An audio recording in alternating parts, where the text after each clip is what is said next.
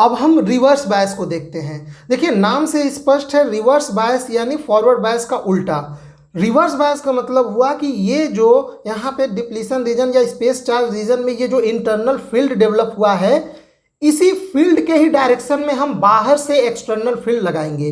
यानी जो हम अपना बाहर से बैटरी जोड़ेंगे वो बैटरी इस पोटेंशियल बैरियर को कम नहीं करेगा बल्कि इस पोटेंशियल बैरियर को और बढ़ाएगा, इस इंटरनल फील्ड का सपोर्ट करेगा और ये डिप्लीशन रीजन को और बढ़ा देगा, जिसके कारण इलेक्ट्रॉन और होल्स का डिफ्यूजन उस केस में तो बिल्कुल नहीं होने वाला है। तो उस केस में क्या होगा इसको हम पहले समझते हैं।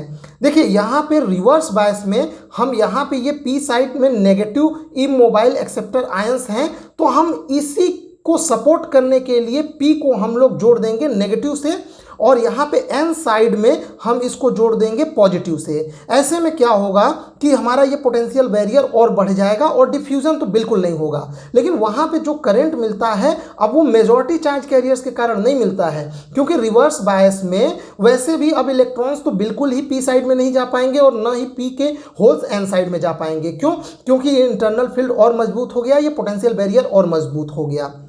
तो सबसे पहले हम थोड़ा सा सर्किट देख लेते हैं। देखिए सर्किट में हम यहाँ बैटरी जोड़ेंगे, हम ये इसका नेगेटिव टर्मिनल ले जाके पी से जोड़ेंगे, फिर हम यहाँ से एन साइड वाला सिरा यहाँ से ला के बैटरी के पॉजिटिव में जोड़ देंगे। अब चूंकि हमें करंट भी मेजर करना है तो यहाँ पे हम लोग एक मिली एमीटर सॉरी यहाँ पे रिवर्स बायस में हम लोग माइक्रो एमीटर लगाएंगे क्योंकि करंट बहुत कम फ्लो करता है। और यहाँ पे हमें वोल्टेज भी मेजर करना है तो इस पीएन जंक्शन डायोड के पैरेलल में हम लोग यहाँ पे एक वोल्ट मीटर लगा देंगे। तो ये रिवर्स बायस का सर्किट कंप्लीट हो गया। अब थोड़ा सा हम समझते हैं कि रिवर्स बायस में जो करंट मिलता है थोड़ा बहुत वो किस कारण मिलता है। वो जो करंट मिलता है उसको रिवर्स सैचुरेशन करंट बोलते हैं और वो जो करंट होता है वो माइनॉरिटी चार्ज कैरियर्स के मूवमेंट के कारण होता है। तो माइनॉरिटी चार्ज कैरियर्स कहाँ पे आ गए? देखिए होता क्या है कि नॉर्मल रूम टेम्परेचर पे ही कोई न कोई क्रिस्टल का बॉन्ड टूट ही जाता है। जैसे ये पी साइड है तो मान लीजिए पी साइड में जो मैंने पी रीजन का ये आपको क्रिस्टल डायग्राम दिखाया था, इस पी साइड में हम लोग ध्यान देंगे, यहाँ पे ये पी साइड है तो पी साइड में हो सकता है कोई ये बॉन्ड टूट जाए। तो बॉन्ड टूटेगा तो क्या होगा? बॉन्ड टूटेगा तो एक एक्स्ट्रा होल क्रिएट होगा, लेकिन साथ ही साथ ये एक इलेक्ट्रॉन भी क्रिएट होगा। यानी पी साइड में अगर टेम्परेचर के कारण या और किसी कारण बॉन्ड टूट जाता है तो यहाँ पे एक एक्स्ट्रा इलेक्ट्रॉन जनरेट होगा। अब ये जो इलेक्ट्रॉन है ये पी साइड में जनरेट हुआ है, इसलिए हम लोग इसको माइनॉरिटी चार्ज कैरियर बोलेंगे और ये तेजी से इधर भागना चाहेगा क्योंकि हमने एन को पॉजिटिव से जोड़ा है तो इलेक्ट्रॉन ये पॉजिटिव के साइड भागेगा तेजी से। तो इस कारण जो करंट मिलता है वो बहुत ही कम माइक्रो एम्पियर का रेंज का होता है। इसी प्रकार मान लीजिए एन साइड में कोई बॉन्ड टूट गया तो जो एन साइड का जो क्रिस्टल डायग्राम होता है वो कुछ इस प्रकार से था कि यहाँ पे अगर एन साइड में मेजॉरिटी इलेक्ट्रॉन्स की होती है, मान लीजिए कोई बॉन्ड टूट गया तो एक इलेक्ट्रॉन तो जनरेट होगा, साथ ही साथ एक होल भी जनरेट हो जाएगा। तो यहाँ पे एक अगर एक्स्ट्रा होल एन साइड में जनरेट हुआ तो एन साइड में जनरेट हुआ तो वो माइनॉरिटी चार्ज कैरियर है और वो होल्स है तो वो होल्स तेजी से भागना चाहेगा नेगेटिव साइड में, और इस केस में हमने पी साइड को नेगेटिव से जोड़ रखा है। तो इसके कारण जो करंट मिलेगा वो करंट बहुत ही कम माइक्रो एम्पियर का रेंज का होगा और वही करंट हमें इसमें मिलता है, वो माइनॉरिटी चार्ज कैरियर्स के कारण होता है। यहाँ पे जब रिवर्स बायस में हम बहुत ज़्यादा वोल्टेज बढ़ाने लगेंगे तो एक फिनोमिना होता है जंक्शन ब्रेकडाउन।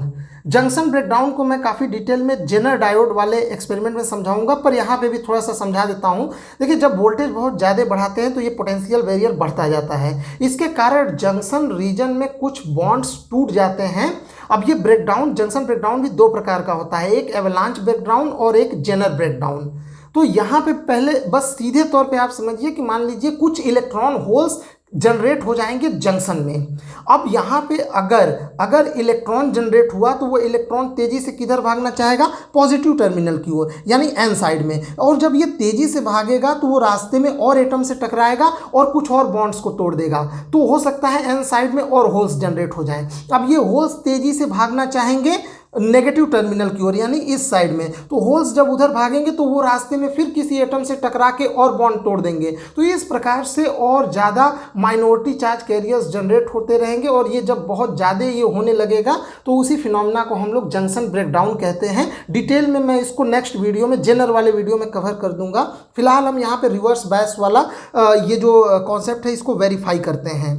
तो इसके लिए मैं चलता हूँ ऑपरेटर्स पे और इसका सर्किट कनेक्ट करता हूँ। तो देखिए ये हमारा ऑपरेटर्स है। हम रिवर्स बायस में ये बैटरी का नेगेटिव टर्मिनल सबसे पहले P से जोड़ देते हैं। तो यहाँ पे देखिए ये रिवर्स बायस में यूज करने के लिए ये बैटरी है। यहाँ से हम शुरू करते हैं इसके नेगेटिव टर्मिनल से। तो ये हम नेगेटिव टर्मिनल ले लिए और ये नेगेटिव टर्मिनल हमारा आया है P में। तो यहाँ पे मैं ये रिवर्स बायस के लिए जो PN जंक्शन डायोड है इसको P में कर देते हैं। तो फिर यहाँ पे ये जो N साइड जाएगा ये यहाँ पे आएगा माइक्रो। इस बार ये हम इसको माइक्रो एम्पियर के रेंज में कर देंगे। तो यहाँ से ये जो N टर्मिनल है ये N टर्मिनल जाएगा यहाँ पे इस माइक्रो एमीटर में, और यहाँ से इसका दूसरा टर्मिनल जाएगा बैटरी के पॉजिटिव सिरे से, और ये हमारा सर्किट कंप्लीट हो गया। लेकिन अभी भी वोल्ट मीटर जोड़ना है। तो वोल्ट मीटर के लिए हम लोग यहाँ से ये पॉजिटिव वाला यहाँ वोल्ट मीटर के पॉजिटिव में, और यहाँ से ये नेगेटिव वाला यहाँ वोल्ट मीटर के हम ये नेगेटिव में जोड़ देते हैं, और यहाँ पे ये 30 वोल्ट का रेंज कर देते हैं। क्योंकि ये रिवर्स बायस में करंट बहुत ही कम होता है, इसलिए ये माइक्रो एम्पियर में रहेगा, और वहाँ पे बहुत ज़्यादा वोल्टेज की ज़रूरत पड़ती है माइनॉरिटी चार्ज कैरियर्स को जनरेट कराने के लिए। तो हम इसको ऑन कर देते हैं। अब देखिए यहाँ पे जब मैं ये वोल्टेज बढ़ाऊंगा तो देखिए ये हमारा वोल्टेज बढ़ने लगा, वोल्टेज बढ़ गया है। अब ध्यान दीजिएगा ये 30 वोल्ट के रेंज में है, यानी इतना वोल्टेज आने पे वहाँ पे 0.25 था, लेकिन इस समय यहाँ पे रिवर्स बायस में ये 5 वोल्ट है, और 5 वोल्ट पे आप देख सकते हैं करंट बिल्कुल मामूली, बिल्कुल ये लगभग अगर नीचे का आप ये रिजल्ट लेंगे तो यहाँ पे 20 और ये लास्ट में 100 माइक्रो एम्पियर का है, यानी ये 2 माइक्रो एम्पियर का इस समय करंट बता रहा है 5 वोल्ट पे। जबकि अगर फॉरवर्ड बायस रहता तो 5 वोल्ट पे बहुत ज़्यादा करंट होता मिली एम्पियर में। तो इस प्रकार से ये हम यहाँ पे ये वोल्टेज बढ़ाते रहेंगे, और यहाँ पे ये करंट मिल रहा है। ये करंट मिल जरूर रहा है, लेकिन ये माइक्रो एम्पियर का रेंज का है, यानी इस समय ये 40 माइक्रो एम्पियर पे है। तो ये करंट बहुत ही कम मिल रहा है। इस प्रकार से ये रिवर्स बायस का भी हम लोग सर्किट वेरीफाई कर लिए। अब जब हम लोग रिवर्स बायस का यहाँ पे ग्राफ बनाएंगे तो यहाँ पे ध्यान दीजिए, ये रिवर्स बायस के ग्राफ में हम ये इसका ग्राफ थर्ड क्वाड्रेंट में बनाएंगे, क्योंकि यहाँ पे ये नेगेटिव में हम लेंगे करंट को, और यहाँ पे वोल्टेज को भी यहाँ पे नेगेटिव में। तो जब ये 0 से हम यहाँ वोल्टेज इधर बढ़ाएंगे तो यहाँ पे माइक्रो एम्पियर में जो करंट मिलेगा बहुत ही मामूली करंट मिलेगा। ये यहाँ पे मैं थोड़ा सा ब्रेकडाउन वाले रीजन का ग्राफ बना दिया हूँ। इस सर्किट में इसका इस प्रकार से सेट किया गया है कि इसमें जंक्शन का ब्रेकडाउन नहीं हो पाता है, तो ये पूरा यहाँ तक का ग्राफ नहीं मिलेगा, यहाँ तक का मिलेगा, बहुत ही मामूली करंट मिलेगा। इस प्रकार से ये ग्राफ बनता है। तो इसका ओवरऑल कंक्लूजन क्या हुआ? ओवरऑल कंक्लूजन ये हुआ कि पीएन जंक्शन डायोड जब फॉरवर्ड बायस में रहता है तभी उसमें से करंट फ्लो करता है, और रिवर्स बायस में होने पे उसमें करंट फ्लो नहीं करता। इसीलिए पीएन जंक्शन डायोड एक इंपॉर्टेंट डिवाइस बन जाता है जो करंट को केवल एक ही दिशा में फ्लो को अलाउ करता है। यानी जब आप पीएन जंक्शन डायोड को फॉरवर्ड बायस में रखेंगे तभी वो करंट को आगे अलाउ करेगा, रिवर्स बायस में वो करंट को ब्लॉक कर देगा। इसका प्रयोग हम लोग कई डिवाइस में करते हैं। जैसे मान लीजिए किसी डिवाइस में आपको यूनिडायरेक्शनल करंट लेना है, यानी आप अगर उसमें ये खतरा है कि हम टर्मिनल को प्लस से माइनस और माइनस का प्लस, यानी टर्मिनल अगर हम बदल दें और वो डिवाइस खराब होने का चांस है, तो वहाँ पे हम लोग एक डायोड लगा देते हैं। क्योंकि ऐसे में अगर आप डायोड लगा देंगे तो अगर टर्मिनल स्विच हो जाता है, बदल जाता है, पॉजिटिव का नेगेटिव से जुड़ा जाता है, नेगेटिव का पॉजिटिव से, तो ऐसे में PN junction diode reverse bias में हो जाएगा और वो करंट को अलाउ करेगा ही नहीं, तो हमारा डिवाइस सेफ हो जाता है।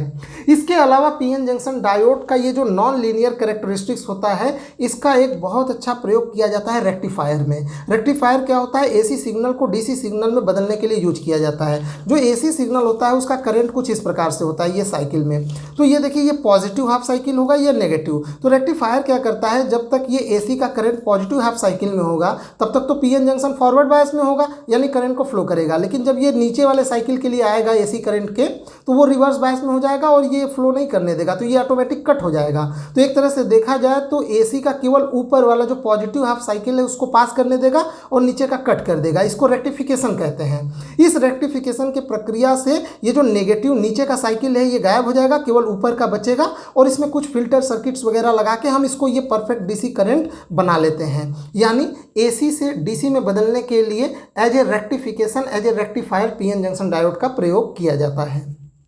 पीएन जंक्शन डायोड का फॉरवर्ड एंड रिवर्स बायस पूरा अच्छे से उसका वर्किंग समझा और उसके कुछ एप्लीकेशन को भी हमने समझा और एक्सपेरिमेंटली भी इसको वेरीफाई किया।